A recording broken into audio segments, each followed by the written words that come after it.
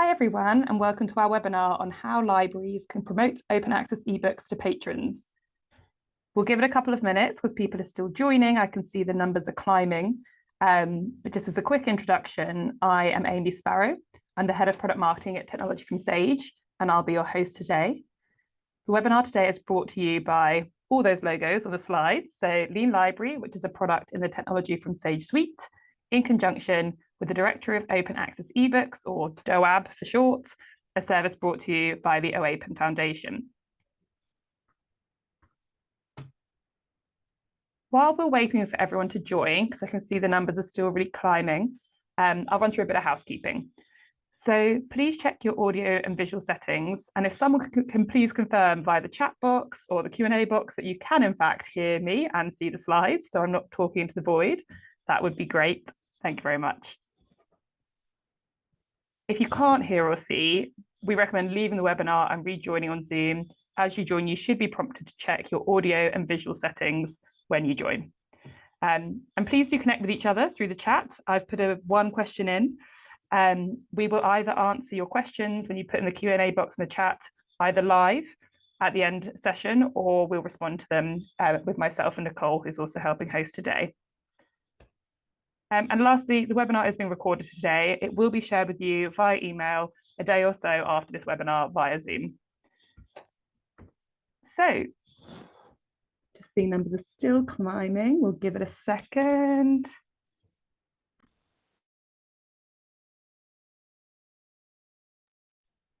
Okay, it's 2 minutes. We'll kick off.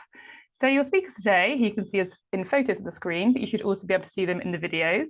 Becca Richards, who's the Senior Product Marketing Manager for Lean Library, and Silke Davidson, who's the Community Manager at the OAPEN Foundation. But now we've introduced ourselves, let's go into a bit about you all in the webinar instead before I dive into the agenda. So I'm just about to run a quick poll.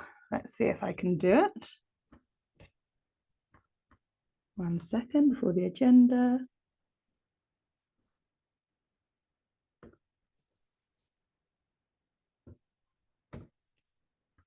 Okay, so you should be able to see 2 questions on your screen. Is that coming up, Becca and Silke? Can you see them? Yep. Just about who you are, so what your job role is, if you're a librarian, researcher, or faculty, or other, and how familiar you are with Lean Library at the moment and the OAPEN Foundation. So whether you currently use them, don't, join to learn about us, or use one but not the other. I'll give you a minute to answer.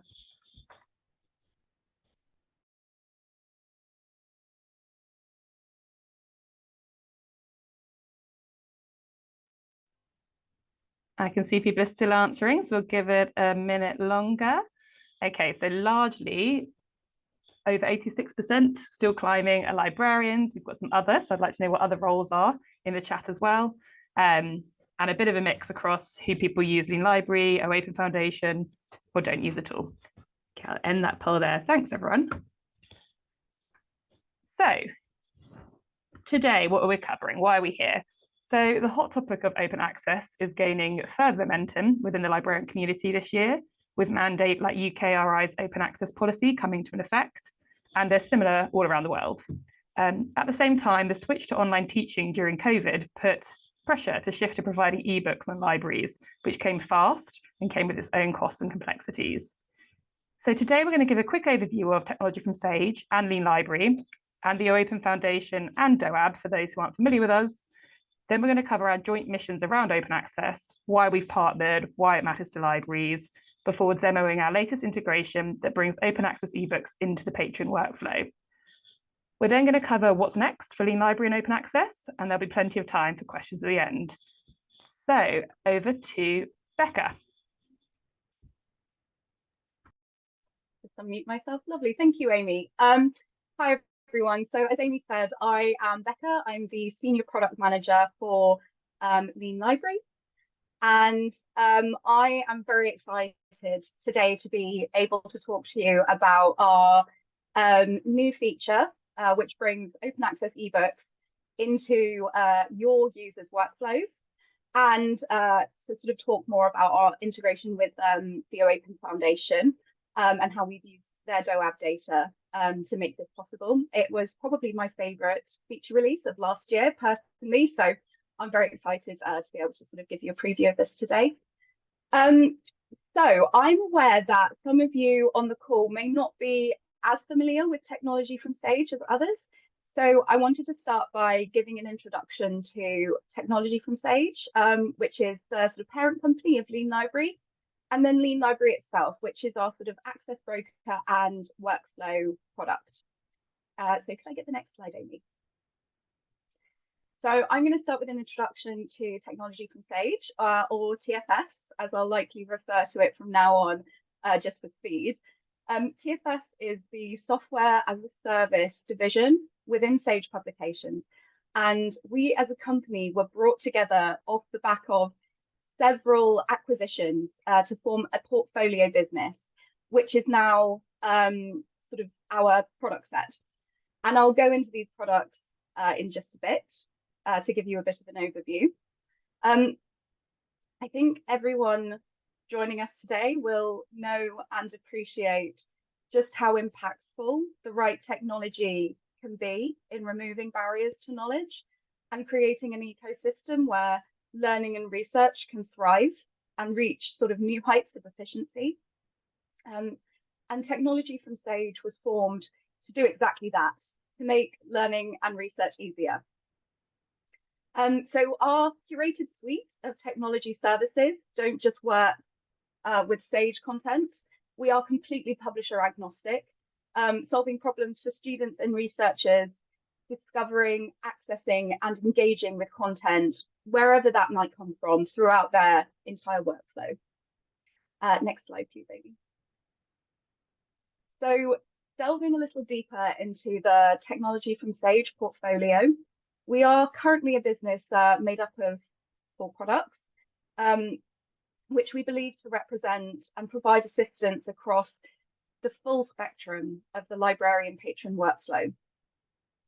And through our connectivity as one business, we aim to facilitate this workflow by connecting our products and sharing insights and services to bring value to our customers. So just starting with a very basic introduction to each product, with Talus Aspire, our reading list management system. Faculty set and students find their prescribed course reading. Then through Talus Elevate, our social annotation tool, students can find instruction and lectures and connect and share ideas within documents with their peers. And then we move on to further reading. So what happens when a user wants to find related content outside of their reading list in the open web, for example? So this could be on Google or Google Scholar, and that's where Lean Library comes in. And then finally, what do they do with the content once they found it? Well, they can share it, store it, and save references in SciWheel, which is our reference management and authoring tool. And if I could get one more click, Amy, because today we are going to be focusing specifically on Lean Library. And so if I go to the next slide, or Amy takes me to the next slide. Yeah, that leads me to the question, what is Lean Library? So again, for those of you joining today who may not have heard or perhaps only heard in passing about Lean Library is a resource access and workflow tool in the form of a browser extension. So Lean Library was actually founded by a librarian in the Netherlands with the aim of making access to and discovery of library resources easier in the open web. So Lean Library is available through different packages, and the 2 of which are as follows. So Lean Library Access is our core product offering, and is our access broker product. It simplifies online access to library content and open access alternatives.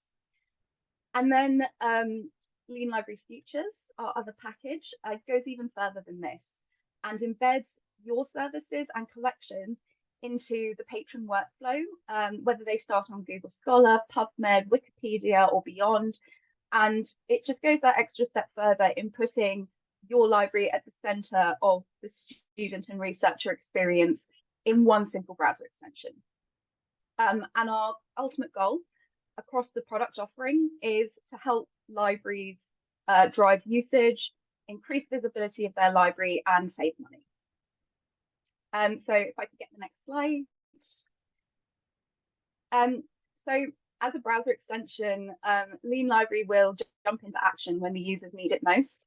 But I want to sort of just give a bit of an overview of why we think point of need is important, so point of need help. In 2021, we published our first Librarian Futures white paper and have gone on to publish a further 2 to date. Our first white paper mapped out new digital behaviours of librarians and their patrons, surveying around 4,000 librarians across 1,000 institutions, with contributions from other sort of like library technology companies that we work with in close collaboration. I'm sure you've heard of these companies, but they include SpringShare, Cite, and OCLC. And I've just included a link to this paper at the bottom if you haven't sort of heard of it or read it and you might be interested in taking a look. So the link's there if you wanted to access. And then if we could go to the next slide, Amy. So what this white paper found was that library patrons rarely start their research journey within the library's environment. Digital behaviours outside of the sphere of research and learning are so set that these behaviours also become prevalent within the realm of academia. So that means that, well, Lean Library data suggests that at the time of the study, 48% of patrons began their research on Google, and 30% of faculty and 28% of students started at Google Scholar. And ultimately, this study showed that this resulted in 79% of faculty and 74% of students beginning their discovery outside of the library's environment. And next slide, please, Amy. So what does this mean in reality for off-campus users? It means potentially and inadvertently not being able to find content that they actually have access to via your libraries. In short, what we call a paywall panic. So, you know, it's relatively easy to imagine, but you're a student and it's the night before the deadline of a big assignment and you're still looking for relevant content to add to your essay, but you get hit with a paywall. And in panic, you buy the article or ebook in question. But what you didn't know is that you had access to this content for free via your library, or perhaps the content was available open access at another location. So this leads me nicely into my sort of final thoughts on this sort of initial introduction to TFS. So that is that. Oh, yeah, could I go to the next slide, Amy? Yeah, you did preempt me, thank you. Sorry, I thought I jumped ahead then. No worries. Yeah, so this kind of like helps me to sort of circle back on our kind of mission into strategy statement, which is that we want to amplify the power of the academic library using our technologies that bring your services and your content to exactly where your users are online and where they need it the most, to give the most impact to their learning and research. And then my final slide, if we go to the next slide, is just a sort of run through of how technology from Sage portfolio and also Lean Library sort of can bring benefits to the library through enhancing discovery, promoting and increasing usage to library resources and services, improving patron productivity, and also gaining further insight that you generally tend to get through our sort of browser sort of tracking and usage data. And that, I think, is me done for my introduction, and I can hand it over to Silke. Thanks, Becca, and thank you, Amy, for the introduction earlier as well. So I'm Silke, and I'm one of the community managers for OAPEN and DOAB, specifically for European and American, North American, South American libraries. We also have a community manager that's focused on the rest of the world. But you have me today. She is in Australia, so she'll be asleep right now, hopefully. And so I'm just going to tell you a little bit about who the OAPEN Foundation is, who DOAB are, the services we have for libraries in particular, and how we work with libraries as well. So the OAPEN Foundation operates 3 platforms. The first is the OAPEN Library, which hosts, distributes, and preserves open access peer-reviewed books. And you're able to view the full text and download it for free on the website. And they also operate the Directory of Open Access Books, or the DOAB, which I'll probably refer to it from now because it's quite a mouthful, which is a free searchable index of peer-reviewed open access books. And the data is available, the metadata is freely available to download and to access. And this, I'll talk a little bit about that in a few slides' time.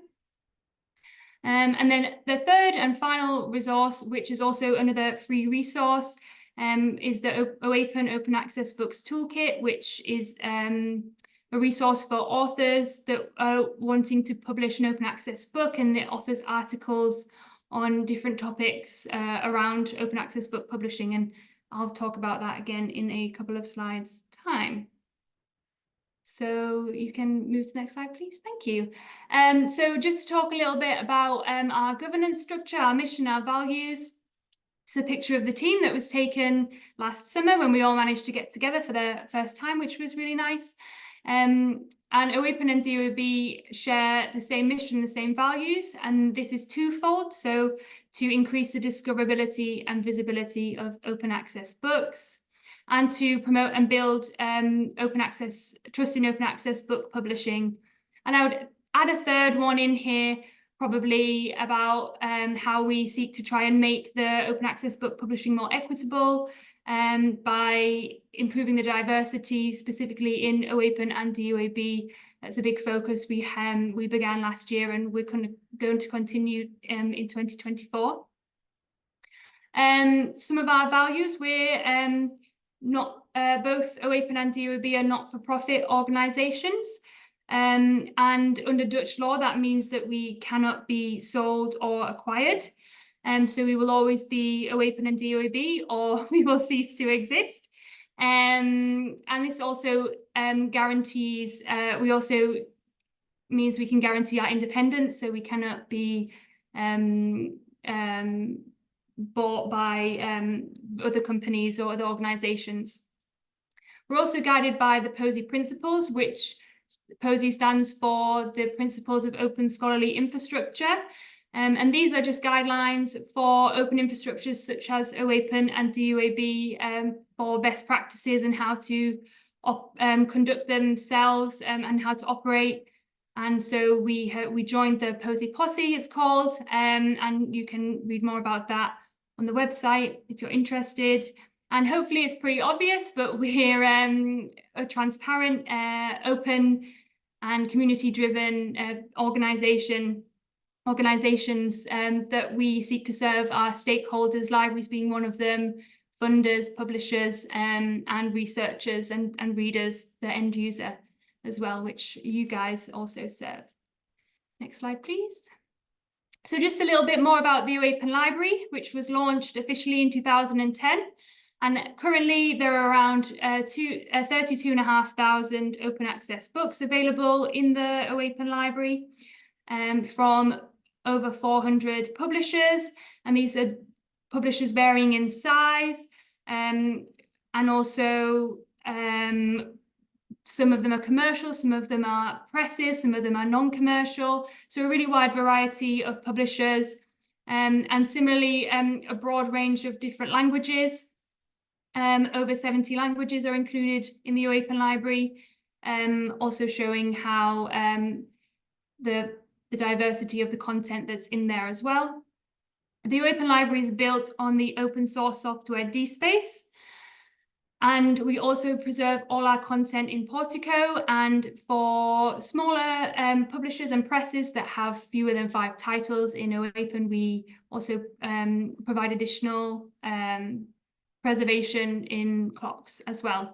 And on average, we see around 1 million counter-conformant downloads, which is pretty cool, I think. Next slide, please. So the Directory of Open Access Books is a community-driven discovery service, and it aims to help users find trusted open access book publishers and open access content. It was launched in 2013 in partnership with Open Edition, which is a French organization. And we also celebrated our 10 years last year, so that was quite a milestone for us. At the moment, there are around 78,000. That screenshot is actually different to what's on the slide. But at the moment, we have about 78,000 peer-reviewed open access books indexed in DOAB, and over 700 publishers, also the same variety that you can see in the Open Library. A couple more languages, which makes sense because there's more content. It's also built on DSpace, and the metadata is freely available in different formats as well. Next slide, please. Thank you. This is just a nice overview of the 2 infrastructures and how they fit in with the scholarly communications environment and with the different stakeholders that we work with. You can see that we receive the metadata from different publishers, and then we provide the books, either the full text or reference to where you can find the book on DOAB. And this is then able to be accessed by readers, by researchers, by authors, either directly through OAPEN and DOAB, or also on search engines like Google Scholar, and then other aggregators, and also directly through their libraries. And the library aggregators, if they use third-party content discovery services like EBSCO and Clarivate and OCLC, our content is available through there as well. So there's multiple ways that OA books can be found. Next slide, please. This is the Open Access Books Toolkit, just a little bit more. I mentioned earlier, at the moment there are over 40 articles that focus specifically on the research life cycles. So it's possible for a researcher at any stage of the publication process or the research process to go into the toolkit and find out more information about OA book publishing specific to the stage that they're at. This is a free resource that we provide, and we also hope that it helps tackle common myths and misconceptions about open access book publishing, and just generally builds knowledge for people when it comes to publishing an open access book. And it's a global multi-stakeholder initiative with the editorial advisory board from people from many different parts of the industry and all over the world. So it's just hosted by OAPEN. And at the moment, we're undergoing a survey to revamp the toolkit later this year. So we're looking for feedback. And I think a link to the survey will be dropped in. But if you use the OA Books Toolkit or you share it with your researchers and your faculty, then we would really love if you could share this or provide your feedback and help inform how we can improve it and make it better. Next slide, please. Thank you. So here you can see all of the platforms that we work with for the DOAB Trusted Platform Network. We recently added Fulcrum, which is the book platform for the University of Michigan Press. the Continental Platform, or the African Platform for Open Scholarship, and the Totes Open Metadata.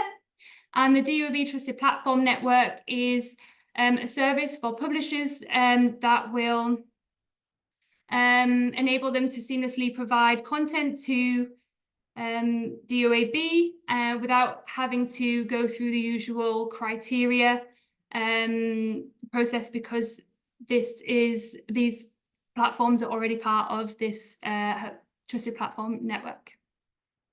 Next slide, please. PRISM.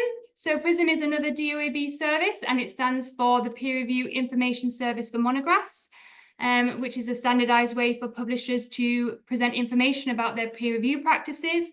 And they can do this on a publisher level and a title level. So they might have different series or different disciplines that have different peer review processes. And the aim of PRISM is to help build trust and transparency in open access book publishing. And we recently developed a widget for publishers to include on their website as well. So PRISM is recognizable both on DOAB and on a publisher's website if they're a participating publisher. Next slide. Thank you. Yep, just going back to metadata. For both OAPEN Library and DOAB, you can download metadata in various formats, the ones listed here. And additionally, we recently partnered with Penn State University Libraries on MARC records, which are the metadata format favored by libraries globally. And so what they do is they download the OAPEN MARC files, they clean them up, they make them more accessible and transfer them from XML into MARC. And they do this every month. And then libraries are able to get the whole OAPEN Library MARC metadata straight from Scholarsphere, which is their hosting platform. Next slide, please. Thanks.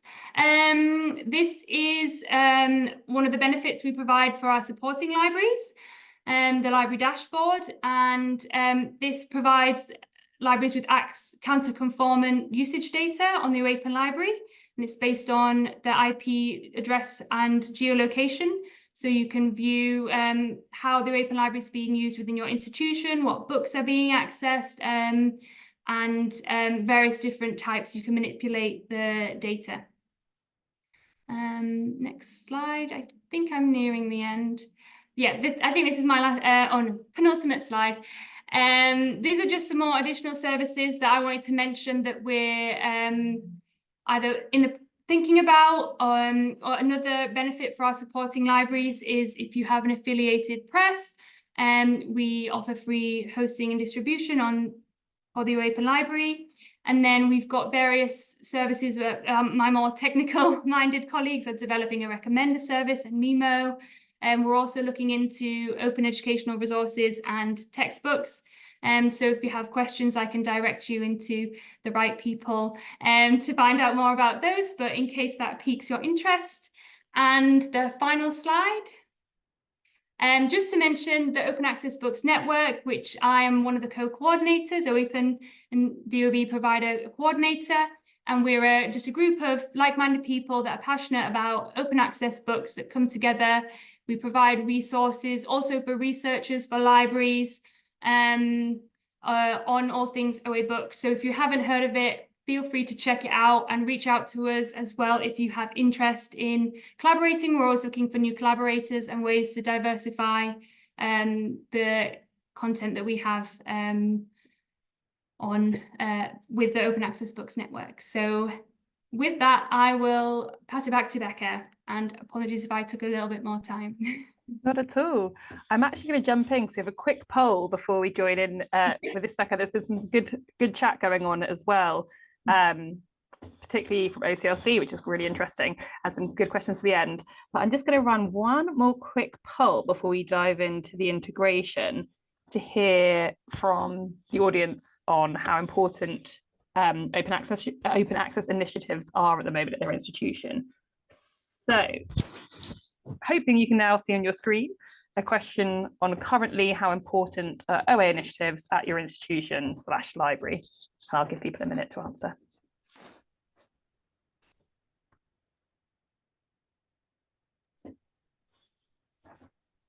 I think it's pretty obvious. Very important or somewhat important are winning. Okay, I'll give it a minute longer. Last few people are answering. Thank you. And Silke, I'm not sure if you saw in the chat, we asked about, is anyone using the metadata already? And we have some of the DOAB or not. There's some good chat happening about that. Yeah, I'm just checking it now. Okay, I'm going to end that poll there. So very important. It seems to be growing in importance. And I will hand over to Becca. Amy, and also thanks so much, Silke, for that excellent sort of introduction to OAPEN and DOAB and the services and products that you have. So in this portion of the webinar, I am sort of going to go through how Lean Library, in partnership with OAPEN and the Directory of Open Access Books, is now able to surface open access ebooks at point of need. So next slide, please. So I just wanted to start by talking through how this integration came about, which in short is a result of a very strong sense of shared mission on both sides, I believe. And we've gone over these missions already, so I won't repeat them here, but I think you can see how very much we sort of center our work around enhancing content discovery, like content discoverability for sort of more equitable learning and research.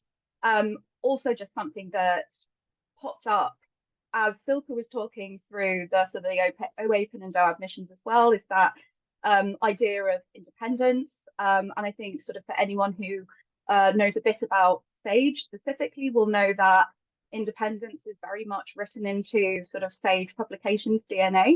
And that's something that our founder, Sarah Miller-McKeown, has ensured it persists. And I think the TFS sort of portfolio business really speaks to that, as we remain a sort of independent subsidiary of Sage.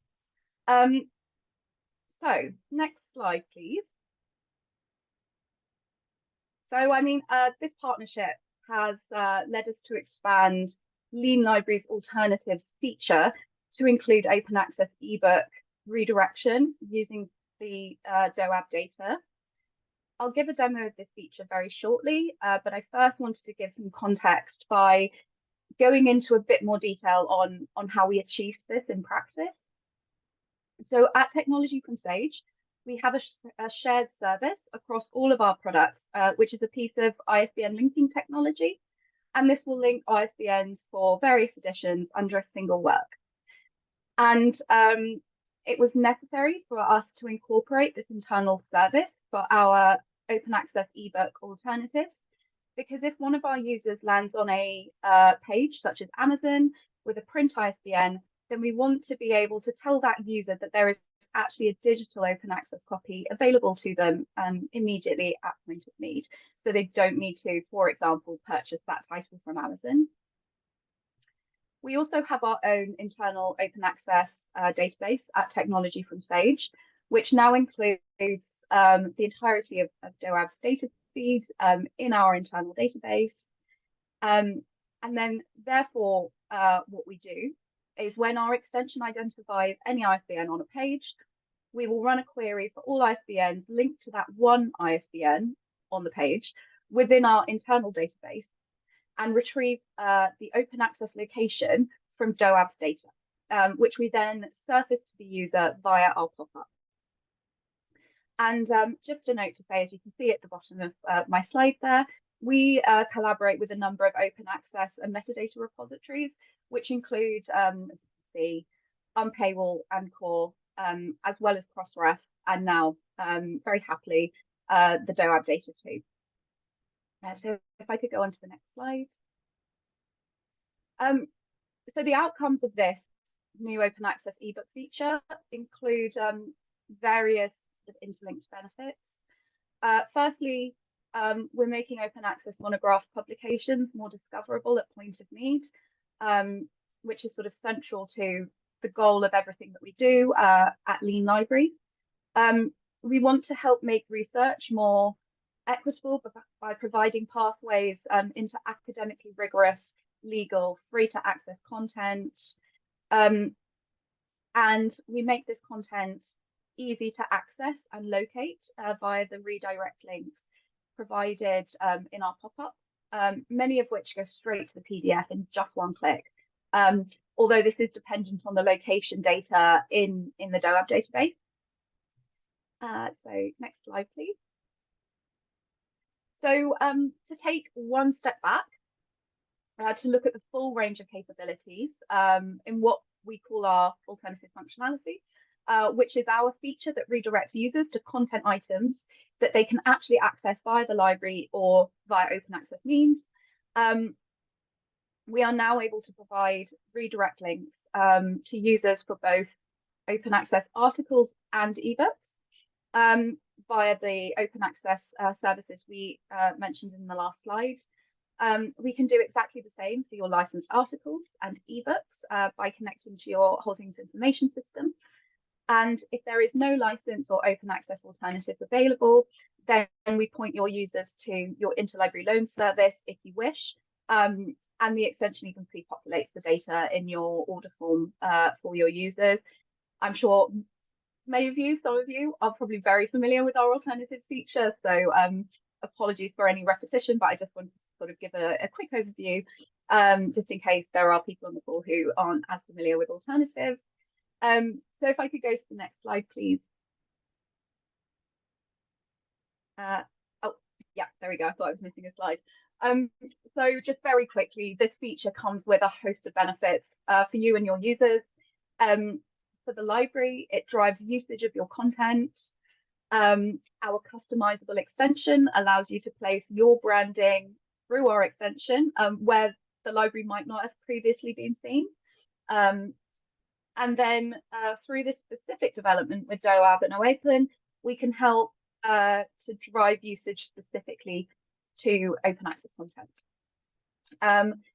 And this sort of comes at a time, sort of context, at a time of a widening understanding in the minds of perhaps your academic colleagues of what the library is and what it does, from a physical space and a source of information or a house for content to so much more. The librarians we spoke to when we were first conceiving our open access ebooks feature have been seeing in recent years that the faculty, researchers, senior leadership at their institutions are looking to the library, if you like, the leadership in this new world of open access book publishing and infrastructure. And I think this is obviously particularly timely, as I'm sure many of you have heard it being spoken about a lot, but obviously with open access monograph mandates from UKRI, Coalition S, etc. finally coming into play, this is the perfect time for us to be supporting you to boost the discoverability of open access monographs. So next slide, and finally onto the demo portion of the webinar. So it's oh, it's not. I think it just might be the embedded, that it is available. It's just might be embedded on my screen. So let me check it up. Okay. Give me 1 second. I can always share my screen if needed. I think you might have to share. Let me just check. Sorry, everyone. There's always a technical issue. Amy, while you're checking that, I will just say a little preamble to the demo portion. So the tool itself is very simple and intuitive, and if you are familiar with our alternatives feature, it will look very familiar. But the tool itself just sits in the background for your users' browsers. So it's not a massively long demo from me today, but I am just going to go through a few use cases for you to show you the feature in action. Amy, how are we looking? Do you need me to share screen?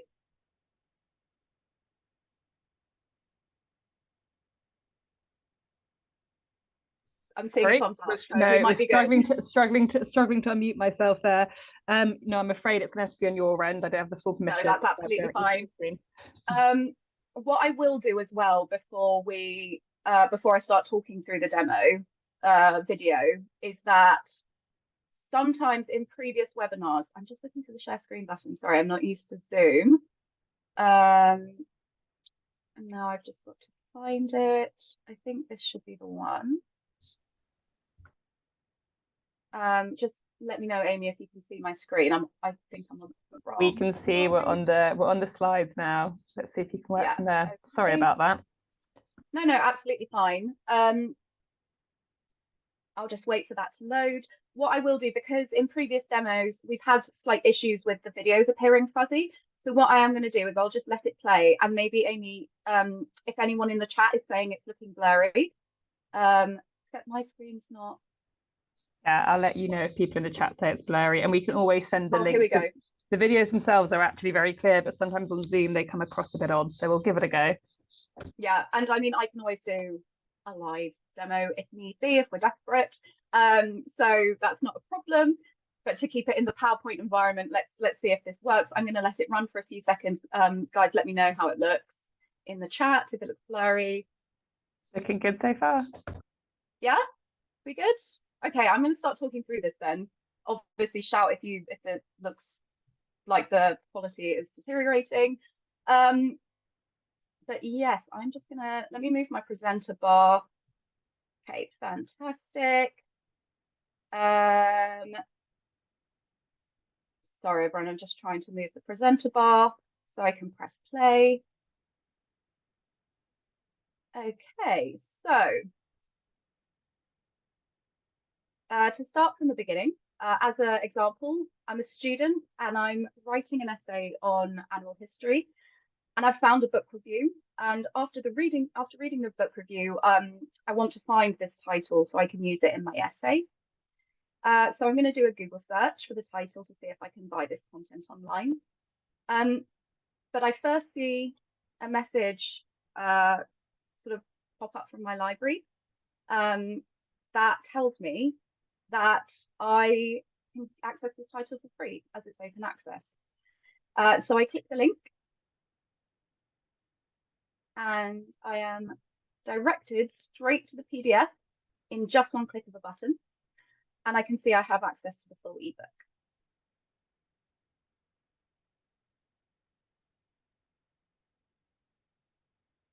And the next example that I'm going to show you is just of what this looks like in Amazon. And you can see through this example that we are going to redirect the user away from Amazon and away from actually buying this title when, as we've already seen, this is available via open access. So along the same vein, sticking to animal history, I found a compiled list online of titles that cover the subject of animal history.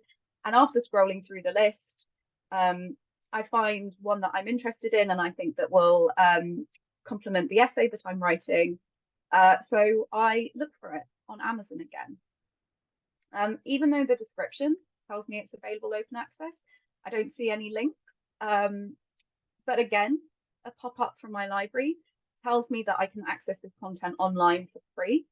So I click the link and I am again redirected to the free PDF straight away with no fuss. So just need to figure out how to get to the next slide without pressing play. I might need to go back and then. There we go. Okay. That came across sharp and clear for me, Becca. I think it. Perfect. I think it did. If it didn't for anyone that doesn't know in the chat, but it looked great on my end. I'm just conscious we're actually running slightly over time, so I'm wondering if at this point, rather than jumping into what's next, we do questions, because I want to make sure we have time for questions, if that's okay with you. So. Absolutely. Could I just go over one more? Yeah, sorry, of course really you can. Quickly. That's all right. Just to say, just for informational purposes for everyone, that this is a feature that's available immediately, so it's opt out.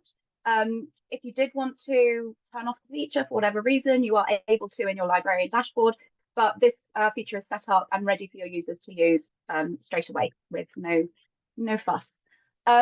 Amy, shall I stop sharing my screen so you can take over, or shall I? Yeah, if you stop sharing for now, and I'm going to invite Silke back. So sorry to jumble up the agenda a bit, but we are running over time, and there've been loads of great questions. So I want people to have a chance to ask them.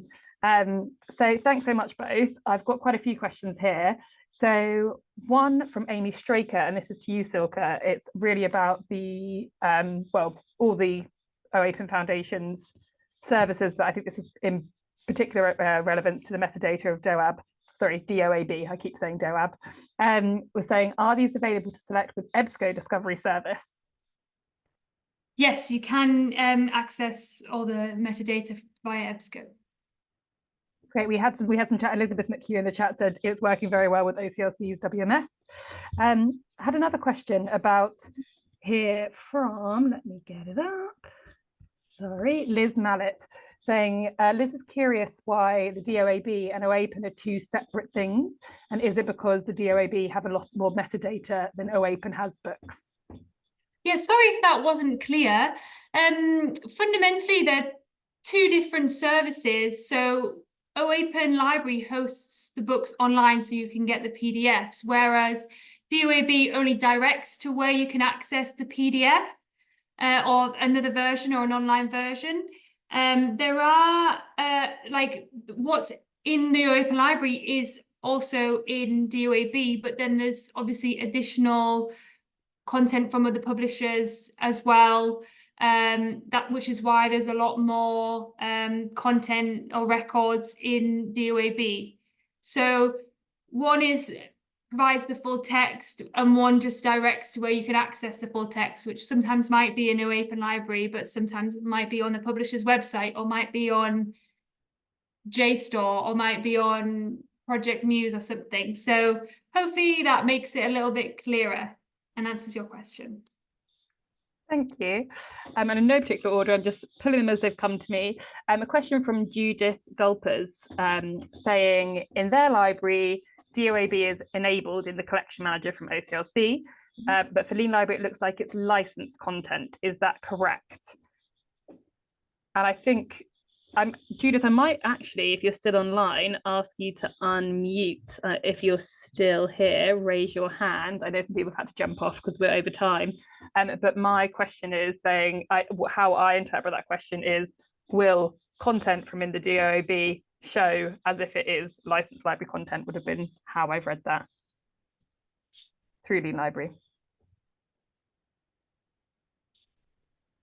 Yeah, what I would say on that as well is that you can, in Lean Library, you can configure whether you prefer your licensed content or your open access content to show to your users first. So you can select the sort of the level of preference. So if you prefer open access content to be shown to your users before licensed content, the pop-up hierarchy will change slightly and will show the open access content as the primary pop-up.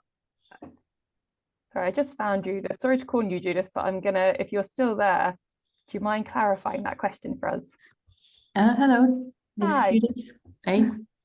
Yeah, I was wondering what I like about the tool is that you can see it's open access content. But I think in our case, I tested it. It just says the library you have access to the book. And I think that's because we enabled it in our collection manager. So it checks there first, finds it, and then the new pop-up doesn't appear. Yeah, that's maybe something we could look into with our customer success team to see if there's a way around that. Judith, I'm sure we can do that sort of like after this call and have a little dig and see what we can do in your configurations. Yeah, thanks. Perfect. Yeah, we'll follow up. We've got some more questions here. So a more general question from an anonymous attendee saying, how do we get around the fact that when students search in Google Scholar, they're presented with PDFs of books? And I'm assuming that means rather than your own library collection. I'm sorry, this is an anonymous attendee, so I can't ask them to clarify, but i.e. that they're finding other resources rather than something that's in the libraries or in DOAB.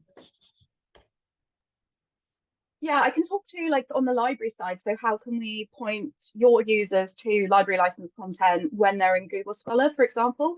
So initially what I'd say is we have like a sort of mini integration with Google Scholar.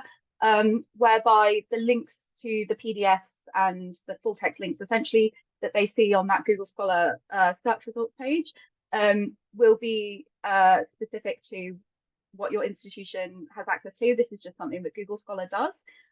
Naturally, the student would have to configure it themselves. Lean Library does it for them, essentially.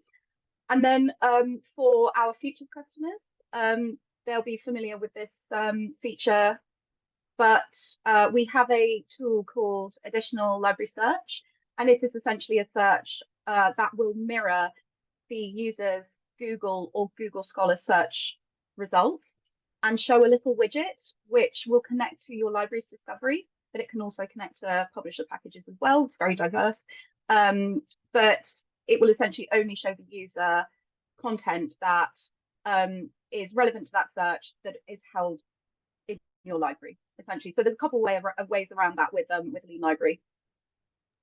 Thanks so much, Becca. We've got a question from Lucinda here, and this is for you, Silke, saying, do OA books tend to be older books given a new lease of life, or newly published books, or a mixture in the directory? I'd say a mixture for sure. You get brand new open access books on there, and then you probably would have quite a lot of older ones where publishers have maybe flipped them from being subscription to being OA. And because we've been around for how many years, like 15 years now, you know, we'll have content from 15 years ago too. So it's going to be, or the last 15 years. So it's going to be quite a mixture of books, but definitely some new and relevant ones. And publishers send us their data monthly. So they'll be including their new titles in that data, and you can always, I think there's a filter in the library where you can see what's most recently been added as well, and filter by year, so you could filter by 2024, for example. Yeah. Great, thank you. And a sort of similar question, I'm going to keep you on the line, Silke, is from Francesco, saying, how can we obtain the usage stats for OAPEN? You shortly mentioned a dashboard for supporting libraries. Can you delve into that a little bit more? Yeah, so we, because we're a not-for-profit organisation, we rely largely on donations from supporting libraries. And we provide them with some benefits, and one of these benefits is access to their personal counter OAPEN library dashboard, essentially. So that would provide all the usage statistics for OAPEN library at that supporting library's institution. There's not really any other way to, I think, to get the data unless you have internal, I don't know, connections. If you use Ex Libris, we receive that data. If you would like to support us, we can chat about that as well, and go from there about setting up a dashboard. But on the whole, I think that's yeah, that's the only way really to get the usage statistics at the moment. Great, thank you. And a couple more questions. I'm very sorry, I don't think we're going to be able to have time to answer everyone because I'm just aware we're over time. But I'm going to answer a couple more, and then what we might do is I will select all the questions that come through, and Silke and Becca will also answer them offline, and we can send it around in the follow-up email. So if your question hasn't been answered today, it will be in the follow-up email. So sorry about that. Okay, so I have one more here. I can't find out who answered it, but I copied and pasted it. Who asked it, sorry. Saying, let me get it up. Oh, it's Laxman, saying, we get free access to books on pdfdrive.com, if you're familiar with it. Can that link with the metadata from the DOAB, or does it link with the metadata from DOAB? I must confess, I've not heard of PDF Drive. I looked it up when I saw that question. It's very cool. At the moment, I don't think we link. I don't know about, I'm not aware, but I will check with my colleague and see what he thinks about it. There could be a potential future collaboration as well. So thank you for alerting us to that. Thanks. Our questions are still coming in hot, so I'm sorry if we can't answer them all. There was someone from OCLC is on, and I'm very sorry if I pronounced your name incorrectly, but Tisha van der Werf, I think it is, saying that from OCLC, saying OCLC uses the DOAB metadata and as an aggregator for libraries, and that libraries tend to value both DOAB and DOAJ as trusted and quality index of OA content. They've heard that from a study what they're doing on OA discovery in the Netherlands. And Tisha, if you're still online, if you don't mind, sorry to put you on the spot, could you tell us a little bit about that study? Yes, can you hear me? We can, thank you. Oh, very good. Yes, well, we started the study 1.5 years ago, and it was really together with an association of Dutch university libraries and Dutch university libraries of applied sciences. And they were interested to better understand, what their efforts were to make OA discoverable and how users were experiencing OA during their search and discovery journey. So that's what the study is about. And we've done the analysis now, and we are at this moment, as I speak, writing up the findings.